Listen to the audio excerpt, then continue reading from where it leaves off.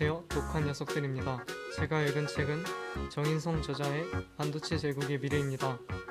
코로나가 우리나라에 퍼진 이후로 개인 투자자들의 주식 참여가 활발해지면서 코스피가 3,000선을 돌파했고, 삼성전자의 코로나 상황에서의 반도체 호황으로 인한 주가 상승이 코스피 전체 상승에 큰 기여를 했습니다. 또한 우리나라 전국 전체 수출 비중 중 20%가 반도체로 구성되지만, 우리나라 국민들 대부분은 우리나라가 반도체 강국이란 걸 알고 있거나 혹은 삼성전자 주식을 가지고 있음에도 불구하고 반도체에 대해 자세히 아는 사람은 흔치 않습니다. 이러한 상황에서의 반도체에 대해 알아보고 싶거나 반도체 관련 종목에 주식 투자에 관심이 있는 사람들에게 이 책을 추천하고 싶습니다.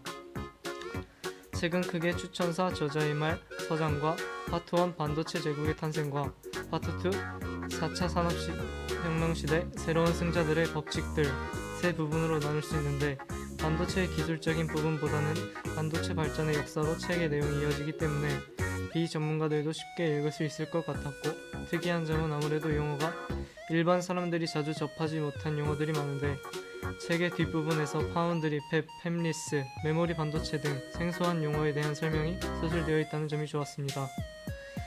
추천자 저자의 말에서는 SK 하이닉스에서 근무했던 저자가 왜 이 책을 집필하게 되었는지에 대해 서술되어 있고, 서장에서는 반도체 전반의 제조 과정에 대해 짧게 서술되어 있습니다. 파트 1에서는 여러 반도체 기업들의 발전에 대해 다루는데, 1장에서는 일본 기업이 주도하고 있던 메모리 반도체 시장에서 어떻게 삼성전자가 최고의 자리에 오를 수 있었는가에 대해 다루고 있고, 2장에서는 인텔이 어떻게 CPU계의 최강자가 되었는지에 대해 다루고, 이 과정에서 AMD 등 여러 기업들 간의 관계를 다루고 있어 흥미로웠습니다. 3장에서는 팹리스와 파운드리가 IDM 틈에서 어떻게 생존해 나가고 있으며, 그 기업들 중 ARM과 TSMC가 무엇을 하는 회사인지 어떻게 발전해 왔는지에 대해 알 수 있었습니다. 파트 2에서는 좀 더 깊은 반도체 시장에 대한 분석 내용이 담겨 있습니다. 4장에서는 모바일 혁신으로 일한 ARM, 퀄컴, 브로드컴, 삼성전자 등 연상용 칩을 제조하는 회사들과 칩을 위탁 생산하는 TSMC, UMC, 삼성전자 파운드리 사업부 등의 새로운 반도체 회사들의 급부상에 대해 다루고 있습니다.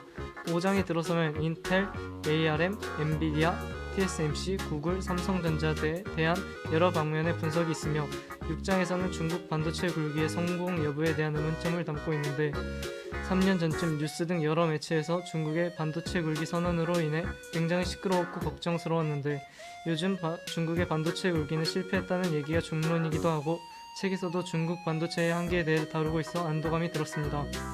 책을 읽고 나서 어디 가서 누가 반도체에 대해 물어보면 대답할 수 있을 것 같다는 생각이 들었습니다. 그만큼 반도체의 역사와 여러 회사 간의 관계 등 전반적인 반도체에 대한 지식을 쌓기에는 굉장히 좋은 책인 것 같아 추천하고 싶습니다. 감사합니다.